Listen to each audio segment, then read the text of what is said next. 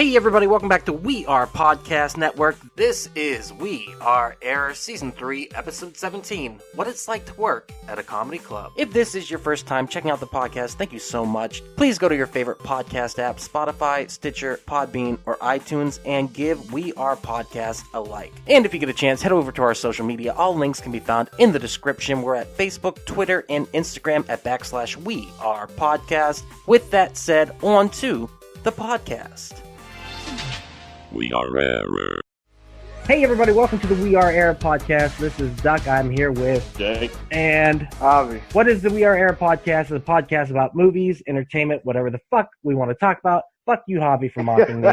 So we are back through the magic of Zoom meeting, which hopefully won't be for much longer. But we were just having a conversation amongst friends, and we kind of came upon a subject I kind of want to talk about, which would be working at a comedy club. Because between us, we probably have 15 years experience working at a comedy club. Well, let's get into it. Jake, how long have you worked in the comedy clubs? Almost 10 years. I've got 6, and Javi, you've got what? 4. So shit. It's almost 20 years experience right there. That's insane. That's exactly. Wow. So yeah, with that said, a lot of people don't know what it's like to work in a comedy club. Oh, boom, there it is. Hyenas, baby. He's wearing the hat. You were ready and everything. Well, let's get into it real quick. I'll tell my story and how I kind of ended up there, and then we'll kind of go back and forth here. I was living in Pennsylvania, living a terrible fucking life, and my friend Ben lived down here in Texas, and I really needed to change. I was with a woman who was a very, very bad person and into very, very bad drugs, and I was getting caught up in a lot of her white trash bullshit. And my buddy Ben lived down here in Texas. I started thinking, I was like, man, I gotta get out of this relationship. I know I can't get away from her. Every time I do, the pussy drags me back in because crazy pussy. It always brings me back. I knew I was never going to get away from her. And I started talking to my buddy Ben, and I realized, like, well, there's an opportunity here. So actually, it was a night that me and her got into, I can't even remember specifics of it. I think her pedophile ex-boyfriend pulled a knife on me or something like that. I can't remember. Her pedophile ex-boyfriend? Oh, dude, it was pure insanity. I'll tell you those stories another time. How old was she if he was the pedophile ex-boyfriend? Well, here's the problem. He went to jail for having sex with her. He was 21. She was 13. Oh! And then when he got out of jail, he moved back into the house with them. He technically didn't live there, but he lived there. So not only am I dealing with him, who's white trash and crazy, I got her brother who raped her when she was a kid. Got to deal with him every day. Plus, I'm living in the house. I'm working 2 jobs and going home to white trash bullshit every night. Man, I'm not trying to make light of a serious situation, but that's kind of my thing. Ah! Oh, dude, that pussy was amazing. Like I said, it was so good. Crazy pussy and white trash pussy. Put it together. That's a tornado. Yeah. That tornado right on your dick. Javi, you don't know. You need to get some of that. Imagine that on your dick. Oh. Bro, I try, but then I've seen what crazy pussy does, and it's like, maybe crazy pussy will legitimately kill me. I don't think I can handle it. Bro, I'm not going to lie. It might be, remember Futurama, Death by Snoo Snoo?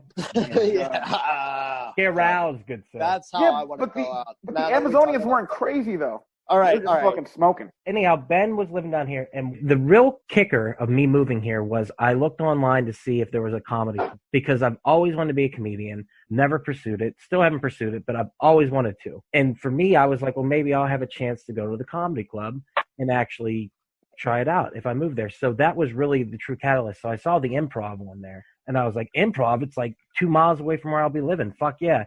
So one of the primary reasons on top of starting a new life and getting out of my bad situation was to go to the comedy club. Little did I know I'd end up working at one for so long, which is great. I mean, it's a blessing. So that's one of the big reasons I moved to Texas. The way I got the job was I was actually here about 2 years. I was scared to go to the Improv. And the first time I went there, I did go on stage, and it was a very nerve-wracking experience. Finally, I was working at a chicken shack. I was working at Pluckers near it.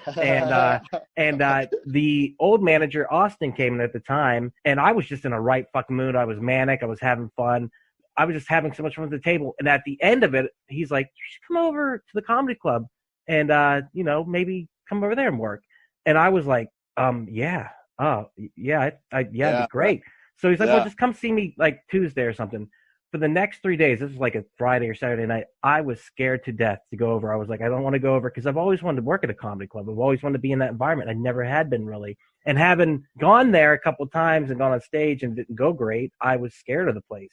But I was like, this is really what I want. And I got nervous. Like I went up there and I was like, I don't know how this is going to go. And when I went in for my interview, it went fucking great. They sat down. They're like, here's the thing. Can you deal with rude customers? Can you deal with a time frame?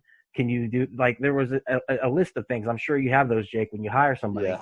I'm like, yeah. And they're like, all right, you're hired. You can work in a half hour. And within a half hour, I was up there running food. It was insane. Yeah. And it was one of the best things that's ever happened in my life because obviously I got you guys out of it. I've got so many things out of it. And if I'd never taken that chance, I wouldn't be here talking to you right now. So I fucking love the fact that the opportunity was provided and I went for it. How about you, Jake? How'd you get in the job over at the Improv? I did 10 years of still work, essentially. Quit for reasons of having issues with orders given, and I didn't comply, and I didn't want to deal with it. So and you've always said, too, the big part of that was it aged you. You thought that, like... Yeah, that was a big part. That played a very massive role as to why I was like, no, I'm not doing this. And then I was okay with just leaving. I withdrew my 401k at that time. Ooh.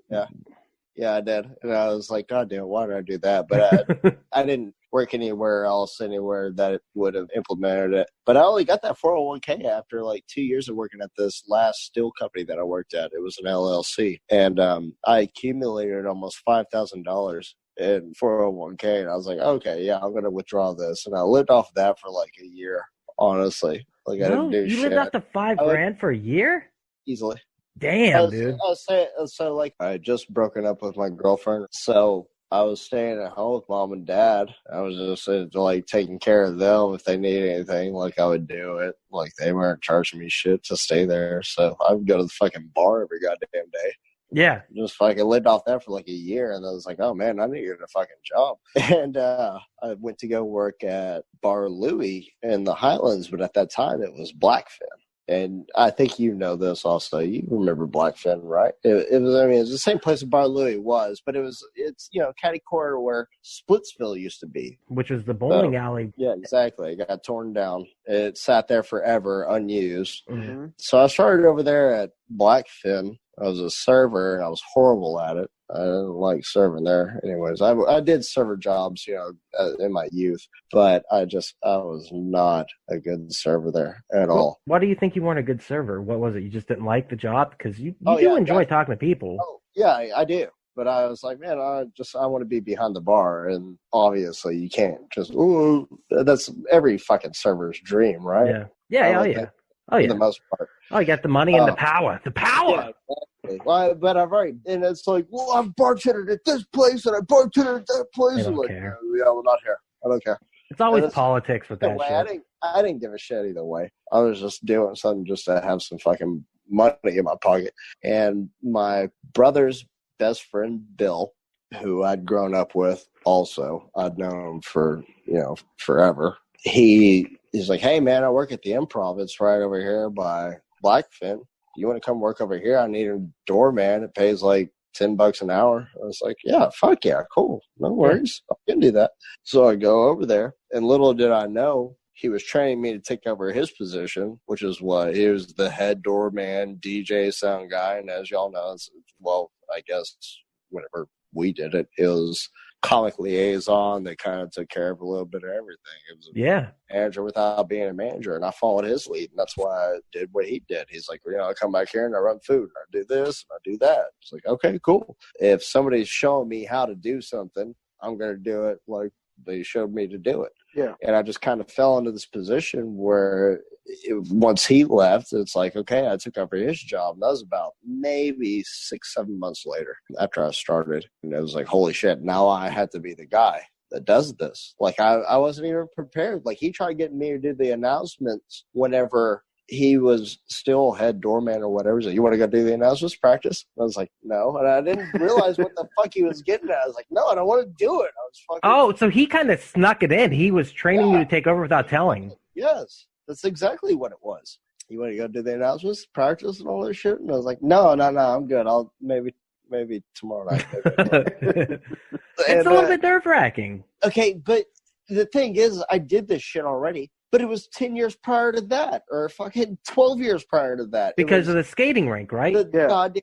DJ at the goddamn Arlington Stadium. But still, even then, I was just kind of like, oh, I hate getting on the microphone. So now the shit's getting real. It's like, you have to do this now. Yeah. It's like, I'm not going to leave here. I've already established myself in the most part. I was talking to oh my God, Angelica in the box office. Oh my God, dude. I was talking to her. Oh. I never met her. No. Yeah, we'll talk about this one later. Anyway, I've already fucking established myself in here, and I'm like, all right, man, it's for real now. It's game time. So I go in there, and the fucking first weekend was just god awful. It was horrible. That's 6 shows, and every night I'm dreading it. And I always had to fucking piss right before I had to fucking do the announcements. It didn't matter if I just pissed 10 minutes fucking prior. Well, I know I got to piss tonight. Yeah. I'm gonna piss right before I have to do the announcements. I know I got to piss right now. Nope, still got to piss. Did you get used to it? Would you think that was nerves, or what do you think that was? It was nerves. It was totally nerves. And finally, I worked myself into a groove. I started off with Bill's background music and everything else that he used, his instrumentals, and I followed his script. And then probably about a month later, I was like, okay, I got this. I go up there and I practice and shit on the mic just by myself in the showroom. And I wrote my own script. And I kind of worded it like he did, but I kind of worded it how I would say it, And I got my own background music for my instrumentals so I could talk over. And I just developed my style from there. I get mixed reviews from it a lot. But a lot of people, a lot of them like it because they say you're like Sunday. Yeah, like you're announcing a wrestling event or something. I was like, look, man, I just want to get the people fucking hyped. So whenever I do it, I love it. Yeah, but I hate tooting my own horn, man. But I'm just saying, I can't tell you how many times at the end of a weekend at the Improv, one of the comics would come up and just tell me, "You're the best in business, bro. You're doing good."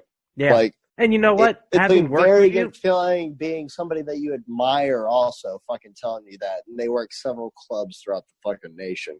Dude, and having worked with you for so long, you set the bar up here and legit set the bar up here because not only are you DJing, you're door guy, you're in there running food, you're actually the seating, cleaning up everything. Jake was just a monster. He would even do repairs. Everything. But I go out there during the day. Yeah, during my day. He was he was like the improv super. Yeah, I was fucking Buffalo Butt up there. Fucking all the pictures in the fucking hallway of all the comics. I did all that shit. Yeah, you definitely left your mark on that club. I'm telling you right now, it's not the same at all. But let's jump down to Hobbs. How did they fucking acknowledge me for that shit though? Who put all these pictures up? They need to. I think so. Trust me. Have they been saying, why are there no more pictures going up in this hole? No, Doug, what I'm going to do is I'm going to go to a trophy shop and we're going to have a plaque engraved in my name for all the accomplishments that I approved at Improv. And I want you to put it on the wall up there for me. I'll do it. I will do it. Trust me. I will then double down. I'm really going to do it. All right. I'm so down, dude. You better believe it. Javi. How did you get the job at the Improv when you started in the comedy club, and what was your job there? All right. Spring of 2016. 2016, 2015. I can't remember what, but it was about May. 2026. 2019. And almost a year into being a computer graphics tutor over at the college. And that's where I met one of my ex-wife's students, David Lawrence. He was working with Brie at the time, and he was like, hey, the girl I'm working with, she's about to leave, and we're looking for a replacement. I was like, where do you work? He's like, the Arlington Improv. And at the time, I lived fucking 3 minutes away. I was like, yeah, I'll take that. Because I was very attracted to the clientele that went there. She's no girl. Did you think Tranny Brie was a girl? I never met Tranny Brie. I did. Oh, did you? I did. Yeah. I totally thought she was. Oh, she walked in the one time when I was there. I was like, that's Tranny Brie, but I don't know if I would have known. But so she worked at Torchy's before that. And I walked in there, I was like, man, that fucking black girl, she looks pretty good. Yeah. And then she came over here, and Jamal was friends with her, and that was a telltale sign right there. I should have already known. Like, what's up with her? Yeah. And he's like, yeah, you should go talk to her. And they had that little glimmer twinkle Yeah. in his eye. And I was like, maybe I shouldn't. Yeah. I was like, Playing I your started fucking games. I started putting 2 and 2 together. I was like, holy shit, this hot chick is a dude. I couldn't believe how thin she was. She is the thinnest human being I think I've ever seen in my life. That shit was insane. My favorite time was whenever Jeremy came in, and he was new there, and he didn't know that Bree was a he, and he was like, who's that spicy little niblet in the box office? And I was like, yeah, man, you should go talk to her. Totally. Go, yeah, you'd like that. Did he? Yeah, I think he did. I think he came right out like immediately. I don't know. I mean, you wouldn't know unless people told you. Exactly. Know. Yeah, except for that Adam's apple and those giant hands. The goddamn camel tail. All I know is I think she added me on Instagram, and then I went up to Miss Patty. I'm like, do you think that's a guy? Because that's a dude. Like, yeah, I was gonna say, I'm kind of with Javi now. I think I probably would. Whatever, who cares? Yeah. I saw her dick though. Javi sent me the video. Gross. I was like, right on. Gross. All right, Hobbs. So you worked in the box office. Uh-huh. What was that job like? What were your duties there? Just checking people take reservations over the phone. Pretty much basic customer service bullshit. But on the weekend shows, I would get there, I would assign seats, and then I'd check people in. If they had a complaint about their seat, I would change them if I knew they were going to complain. Yeah, just basic customer service. But you playing it down a little bit. That job can get very complicated, especially on a sold-out night. Yeah, I was going to say, you extremely played that down. Yeah. Yeah. So how complicated is that job? It can get pretty complicated because we had a system for our program that we use up front. That's what we used to take in reservations, and we would even assign seats. And on the website, it would say, if you're with a party during the checkout process, put the last name of the fucking party that you want to be sat with. Because if we don't know the shit, chances are you are not going to be sat together. To kind of intervene real quick, if you've never worked at a comedy club, the way it works is you have to come in and you have to be prepared to order 2 items. Or 3 items, or whatever the club says. And on top of that, there is a service charge to your check, okay? So it's a minimum of at least 2 items per person, usually a 2-drink minimum. That is the classic saying of all comedy clubs. And also a service charge. Most places have that. Everyone varies in how that is paid out. So what is a service charge? It is paid to the building or the company, and then that is dispersed amongst the different departments. Every club has a different variation of that. Well, the way that Ted always explained it to me, which made perfect sense, like I picked up a lot of good facts from Ted being a manager. He actually does a fucking really good job in a lot of points. But the way to explain the service charge is you are being provided a service, right? You go to a larger venue to see a comic on the same level.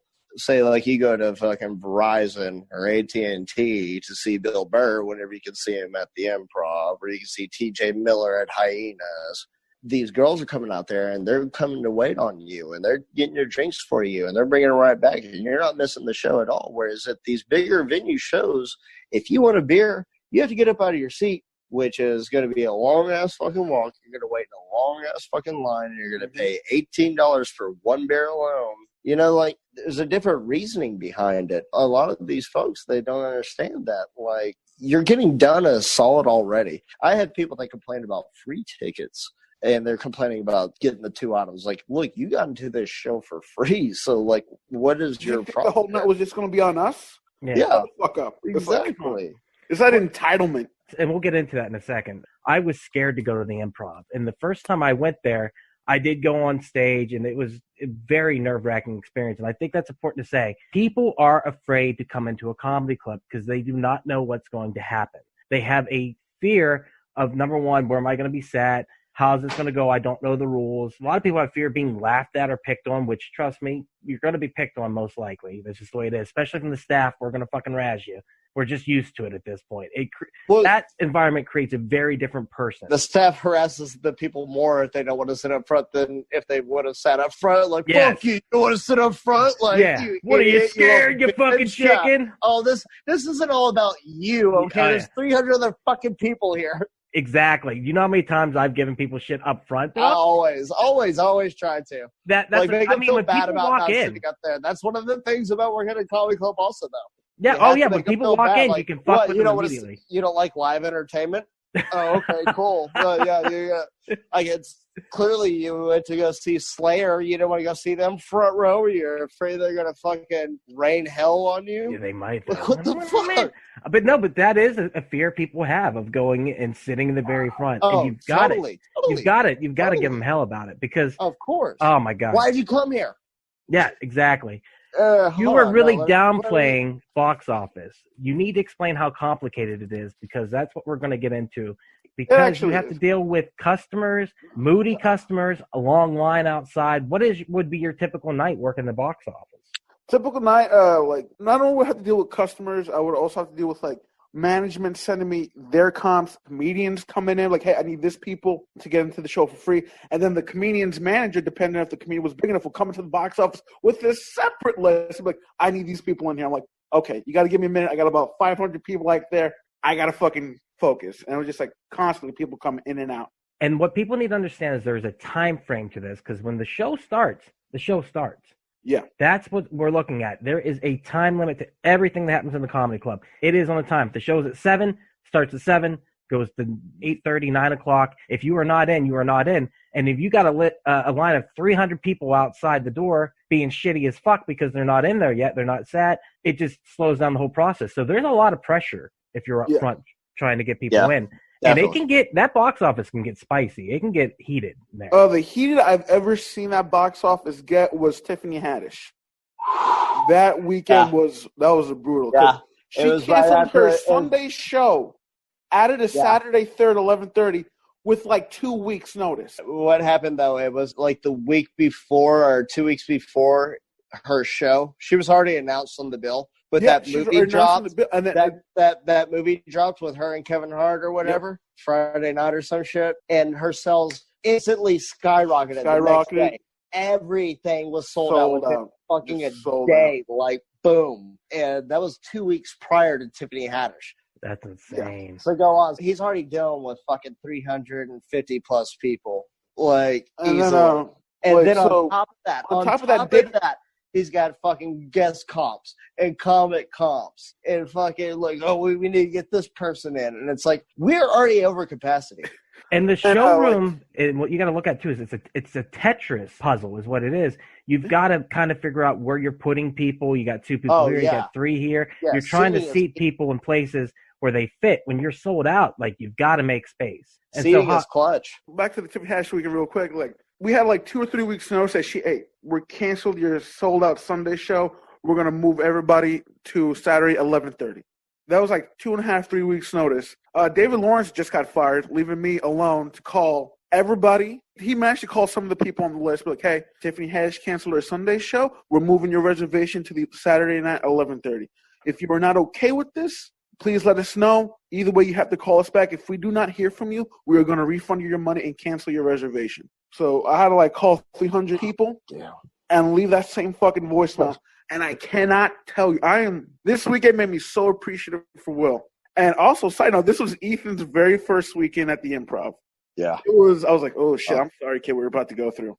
Will ate so much shit. Oh my God. Just like, I would see him go out there and be like, oh, God fucking bless you. Well, he would go out there into the fray with people fucking cursing, yelling, being upset, like, well, I wasn't fucking told. And I would tell people, pull up your voicemail. You can only see I left the voicemail for her. And they would say, well, he's going to say that. I was like, play it back. And then to validate, and it's like, I had so many people just give me a dirty look, flip me off, and just walk away. I was like, come on. But that's also part of it. You're the very beginning at the box office. You're the face of it. And you have to squash a lot of those bad attitudes. One of the things at the comedy club immediately that the person up front says is, just so you know, there's a 2-item minimum and a service charge. You have to tell them that. I only bring that up because it's one of the biggest arguments that you will have in a comedy club. Every fucking time. All the time is that. Other than being on time or changing seats. And you really, like I said, it's a Tetris puzzle. It's really hard to change seats, especially on a sold-out show. It's just not going to happen. Jake, as a doorman / DJ / everything else, you are facing the same things up front when you started and the attitudes, but also the fun of being up front. When I first started there, I was a server, and I still am a server, but I would just go up front to hang out with Jake because we'd be up there laughing our fucking asses off. And we'd have all these little side stories going on and scenarios and jokes. And Jake always wore a name tag that said Uncle Rufus. And people would come in and be like, what's your name? And he'd be like, Uncle Rufus, right there. And on top of that, it was me, Jake, and Gabe. And Jake and Gabe had their own thing going on where they had all these hilarious little fucking songs. Like, and the thing that me and Gabe have been trying to keep going is the fucking, we're like, you want to quit? You want to quit? Yeah, let's quit. Let's and then just we walk, go. yeah, and just walk out the front door like you're quitting and go outside and be like, man, it's kind of chilly out here, isn't it? Let's go back. It's like, I don't like the looks of those kids across the street. Let's go back inside. Hey everyone, it's just Doc jumping in here real quick to say thank you so much for checking out the podcast today. If you're enjoying it, please head over to your favorite podcast app, Spotify, Stitcher, Podbean, iTunes, and give We Are Podcast a like. And if you get a chance, head over to our social media. All links can be found in the description. You can find us on Facebook, Instagram, and Twitter at /We Are Podcast. And if you're enjoying the podcast today, please share with your friends. It's the only way we can grow this network. With that said, back to the podcast. But that's part of it, and we actually got in trouble because we all wanted to be up front because we were having fun, and eventually they're like, you guys can't all be up here, because when they walk in and there's 12 people standing up front staring at us going, what the fuck do you want? Like, it's very intimidating, and people are already intimidated. So that's when they started making the servers way back in the showroom. I suggested that. I'll go straight ahead and say that. I was like, it needed to happen. We need more people to, like, if they're not doing anything anyways, they can help seat as it's going on. All we need to do, fucking put table numbers on the tickets, highlight it, tell them, boom. Right there. Right. Take them right there. So as people are coming in, you're greeting them, you're saying hi, you're letting them know table number, then they walk back to the showroom in the case of the improv, and then they would find their seat. But even getting people sat is the worst part of the night. I don't know how it is at Hyenas, if it's that bad, because you guys pretty much have that way. I've only worked at these 2 comedy clubs. It's the same way everywhere. It is. So it's a terrible part of the night. It's nobody wants to sit at the spot that you want to sit them in. Nobody's ever happy with their seated choice. Yeah, exactly. So what we do is we sell preferred seating, and they can choose where they like to seat if they get there at appropriate times. So we open the doors an hour before showtime. A lot of times on Friday night, we don't start seating the 10:30 show until 10:20. It happens.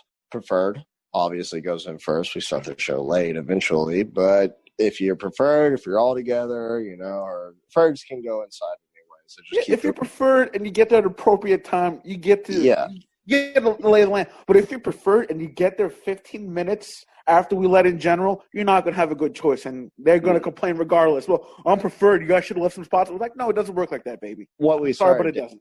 It's like we'll start seating general admission 10 minutes before showtime, and if you're preferred and you're not there yet, it's just kind of like, well, boo-hoo. Like, you're an idiot. We made this very clear. We open doors at this time, and that's how preferred works. So were we supposed to put the show on hold for you? Right, yeah. And they honestly, they think that. They really do. They do. A lot of them. It's horrible. Absolutely insane. But that is part of it, too. Like you guys said, that arguing about the seats, arguing about, like, they don't want to sit up front. We talked about that, just that whole thing.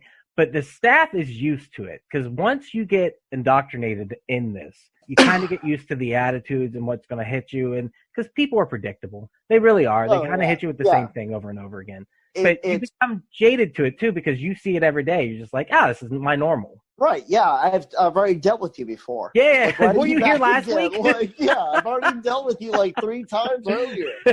That's true, though. I mean, exactly what it is. It's the same thing over and over. So let me tell you what it's like from the perspective of a server. Yeah. So as a server, and this is very important, everything is on a timer. There is a literal timer. So when you seat people, let's say you got 2 hours before the show starts. In my case, you can seat people and take orders. Well, here's the thing. People show up late. People don't show up until 30 minutes after the show begins, stuff like that. Once that 2 hours countdown, the show started, the lights go down, and you're in the dark. It's wonderful. But then you might only have an hour and a half, and you've got to get people greeted.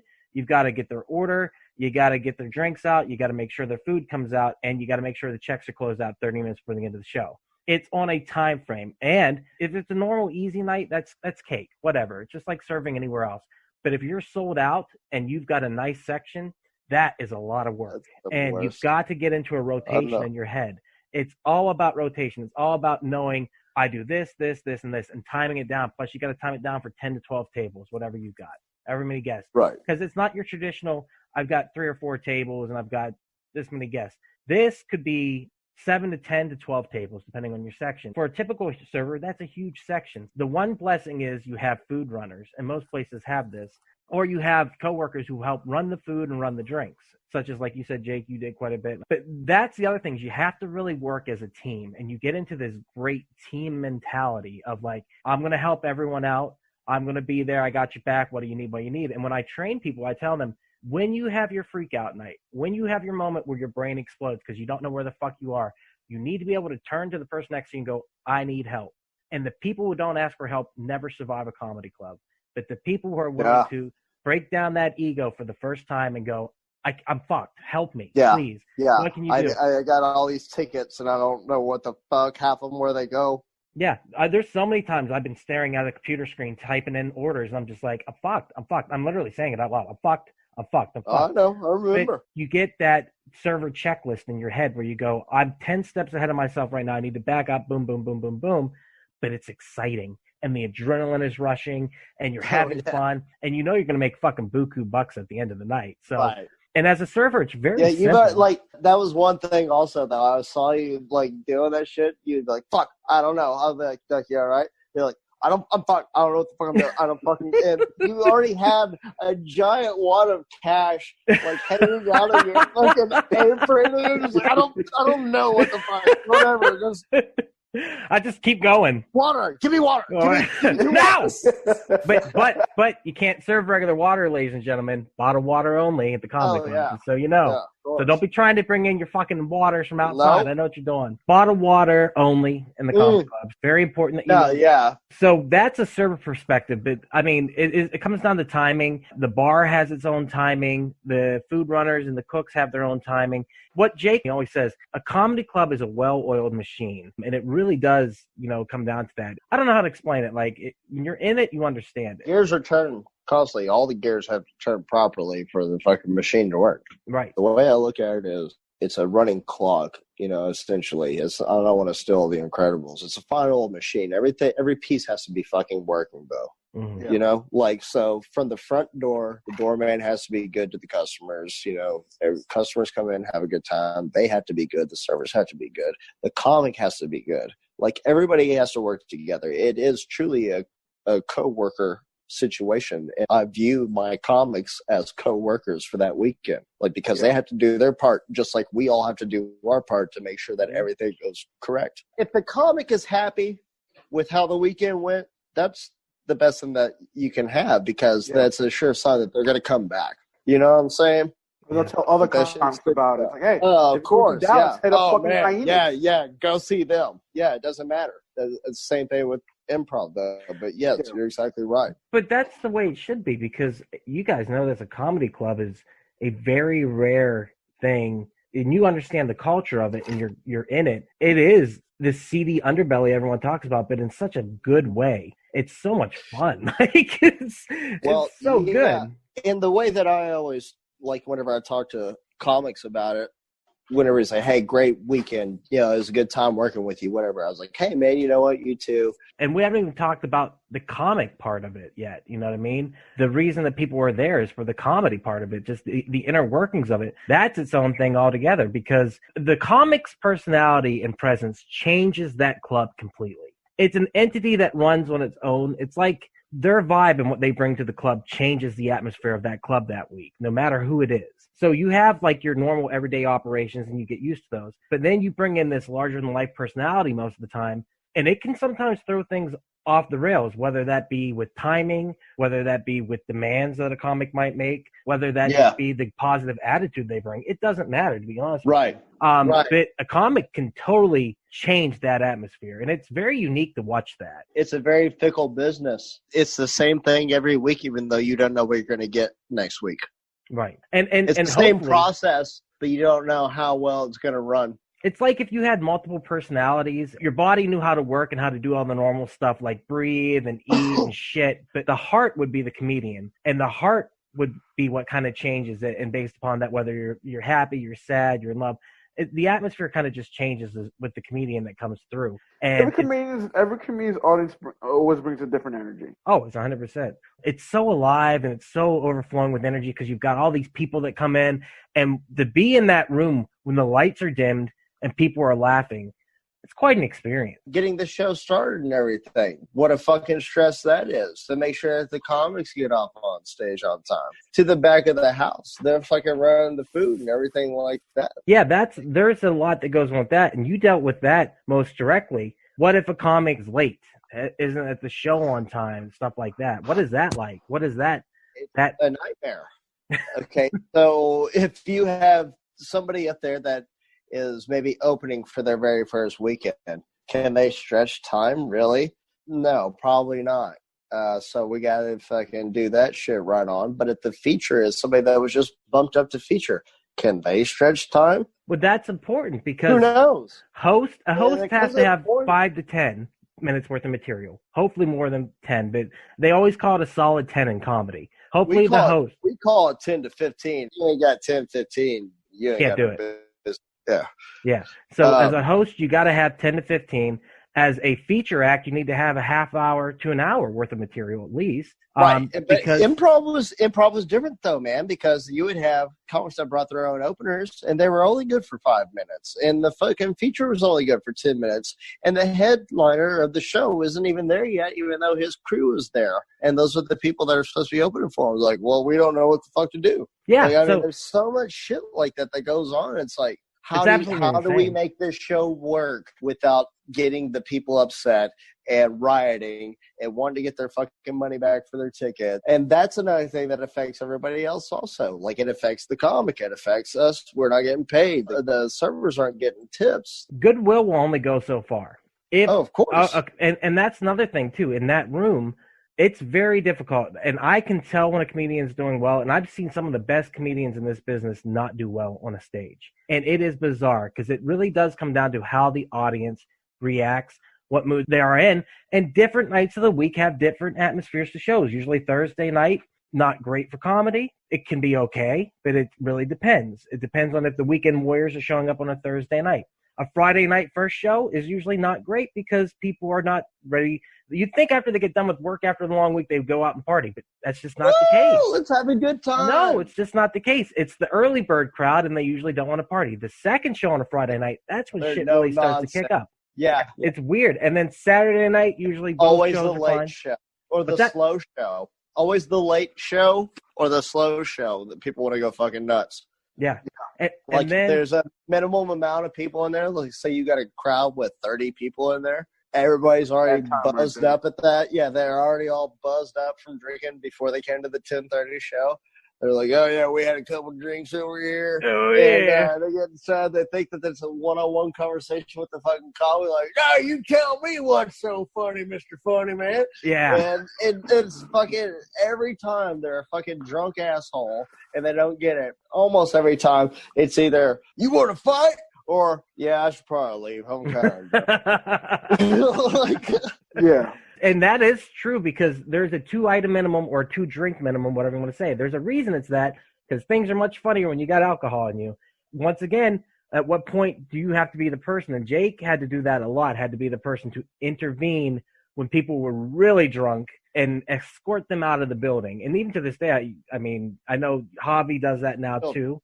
And so what is that experience like as a bouncer or the door guy whose job is to go up to the table that is wasted and be like, hey, you need to calm down? I think this is like my second weekend. I think this is my first kick out ever. It was like this guy and this chick are sitting at the front of the stage, and even on check-in, I was fuck, they're really fucking drunk. I think Jake knows what I'm talking about. And she had her feet on the fucking stage, so did he. I had to tell them, like, you know, take your feet off the stage. And I didn't really consider that a warning. John Brown was opening for this comic. John Brown was just fucking killing it. But they interrupted a lot, and it got to the point where on the second time they got to John, he legit got pissed. I was like, okay, that's going to be the second warning. And they did it again, and that's when I went up to the table. I was like, okay, guys. Tapped on the table. Was like, you got to go. And then John Brown, you heard him. He's a fucking boss. Go. Leave. Yeah. And it's kind of like, and then we got out there, and then she started crying. I go out there with them. The guy that was training me, or was Greg, he went in to the show to cover for me, and it was me and Jake at the bar, and the chick's like, this never happened to me before. I swear to God, why are you doing this to me? And then she started crying, and then this guy was like telling Jake, like, shh, sir, just let me talk now, okay? Let me tell you what I think is going on. And then they were just trying to get, like, talking the way I'm getting kicked out. And she's just crying. She's like, "This is I'm so embarrassed." I'm just going, "Oh, this is not fun." Oh, bro. But over time, you're just like, get the fuck out. I don't care. I don't feel bad for you one bit. Like, you hear the same fucking sob story, like, more than half the time. Yeah. Like, and like 100% of them are jackasses. Like, anyways, it doesn't fucking matter. They make the night about themselves. Like, oh, we're in a comedy club because we're funny and we like having fun and we think we're funny and we're so fucking unique. Yeah, we're hilarious. I also love like the threats of like they're gonna shut us down. Like, I'm gonna leave a bad review on Yelp. Well, I remember one time this lady tried to big league Jake by saying, "I'm the biggest singles group in DFW. You will hear from us. Yeah. We will have you shut down." Yeah, I was just like, oh, okay. It's like, look at the way you look. I can see why you're on the biggest singles group in DFW. Like, yeah, well, you ain't got no dates.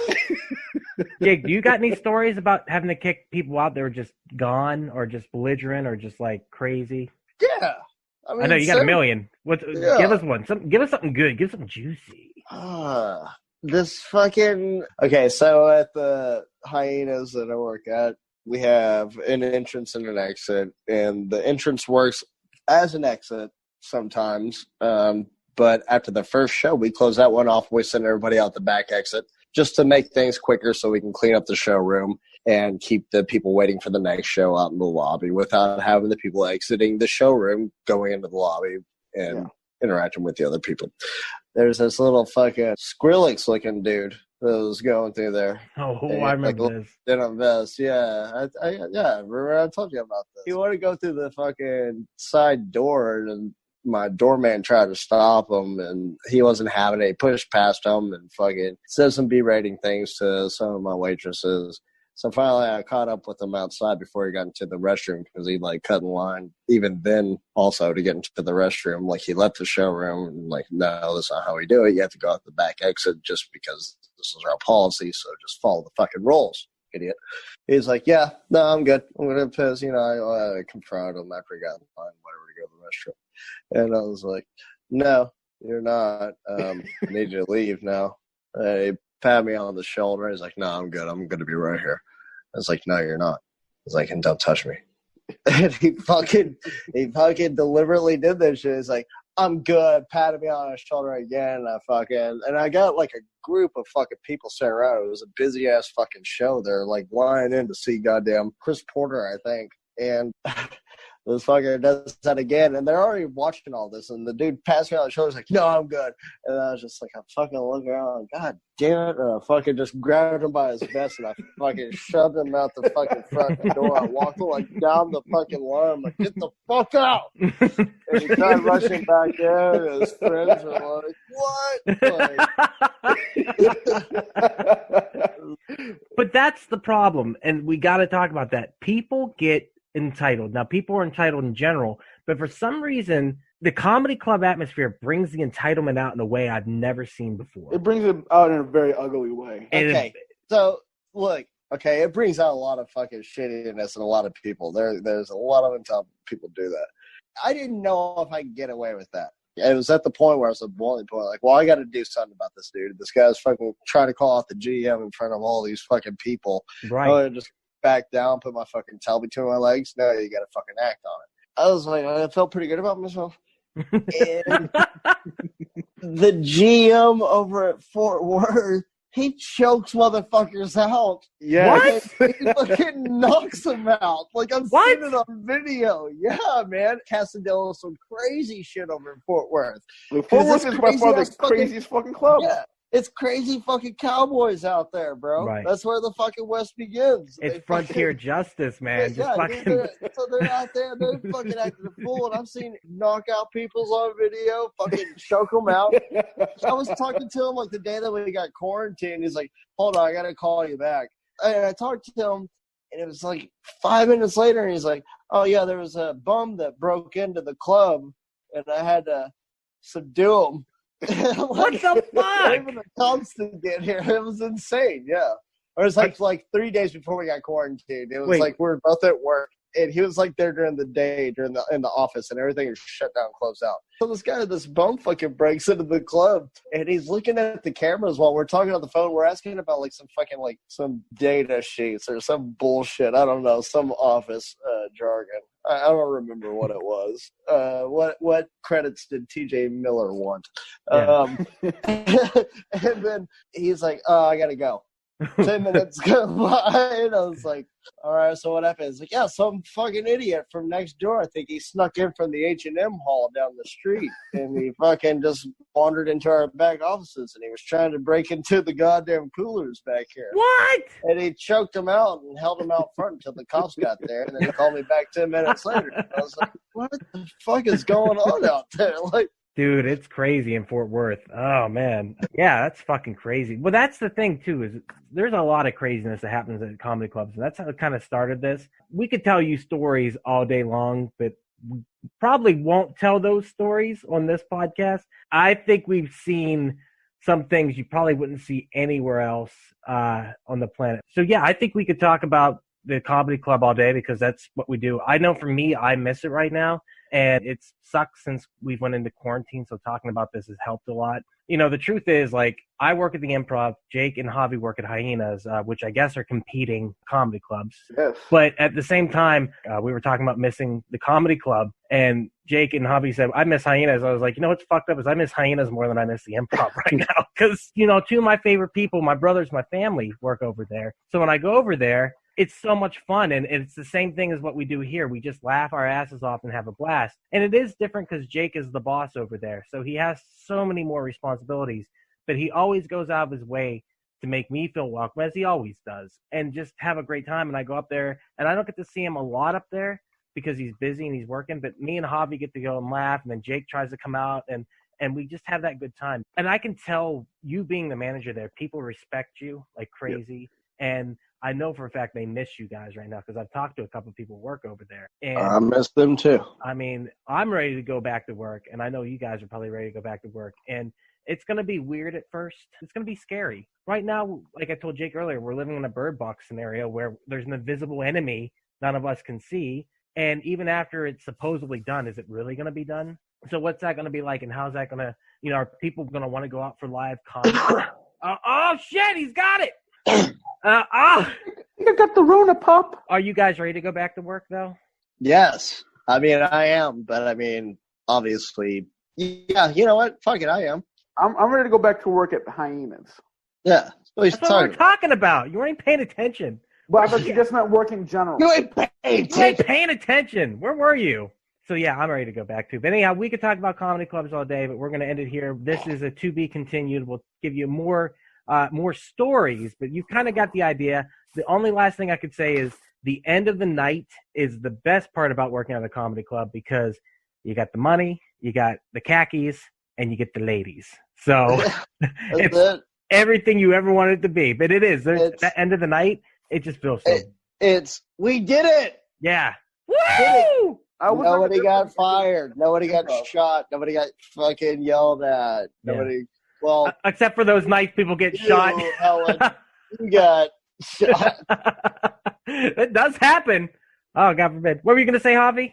Well, at the Improv, I never did end of the night because the box office would close a half hour after the last show. So, like, if the show started at 10:30, I was always gone by 11. But we're not just talking about the Improv. We're talking about... Until I wasn't trying to sneak into the showroom, I'd be like, where the fuck is your ticket?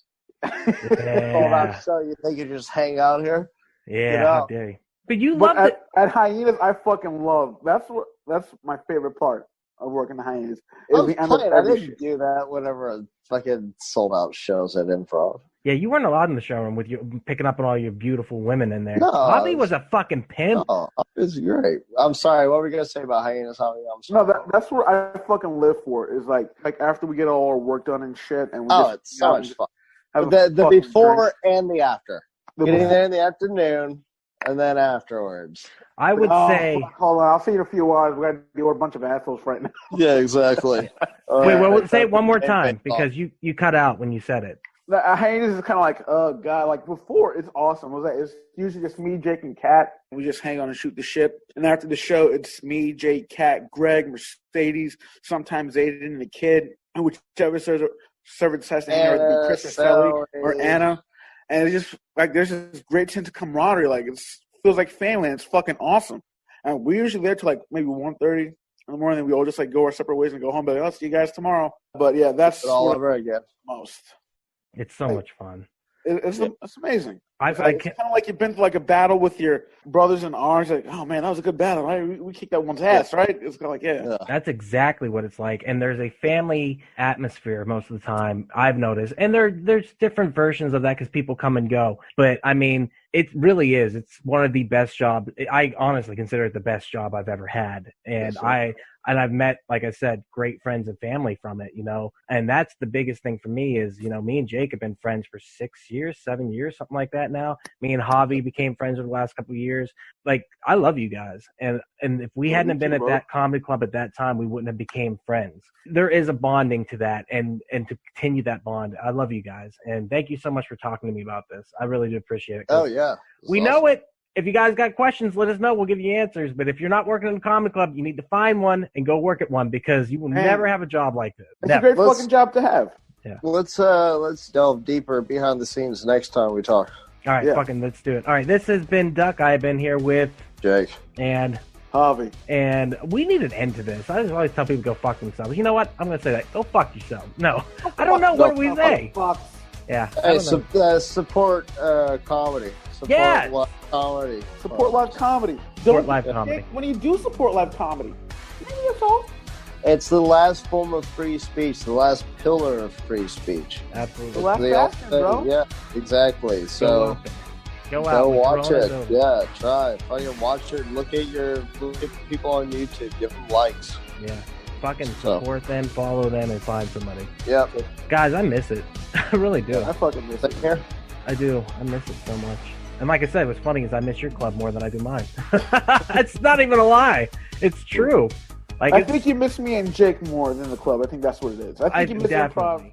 And there it is. Thank you so much for checking out the podcast today. If you have enjoyed it, please do not forget, share with your friends. That is how we grow the network. And if this is your first time listening, head over to your favorite podcast app, Spotify, Stitcher, Podbean, iTunes, and give We Are Podcast a like. And if you've enjoyed this podcast, you're going to love the other podcasts here on the We Are Podcast Network. We have We Are Bagu, a video game podcast featuring me and Dr. Ethan Eastwood. That's where we talk Atari to Steam and everything in between. Don't forget Gyros, a Dungeons and Distractions side quest. Me and the boys were sitting down, we're playing some D&D, we're having so much fun. You can go and start that from the beginning of the journey, Season 1, Episode 1. You're going to love it all the way through. And finally, I Hate Being Sober. Personal stories from epic people. I'm going to sit down with some of the most epic people I've ever met in this world, and we're going to talk about their life, we're going to talk about their trials and tribulations, and we're just going to talk about their journey this far. Head on over to our social media. All links can be found in the description. You can find us at Facebook, Instagram, and Twitter at /We Are Podcast. Also, head over to the Facebook group, We Are Era. We would love to see you in that group. And don't forget, if you've enjoyed the podcast today, share it with your friends. That's the only way we can grow this network. With that said, do not forget, support local comedy in any way that you can. We really do appreciate it. We'll see you next time.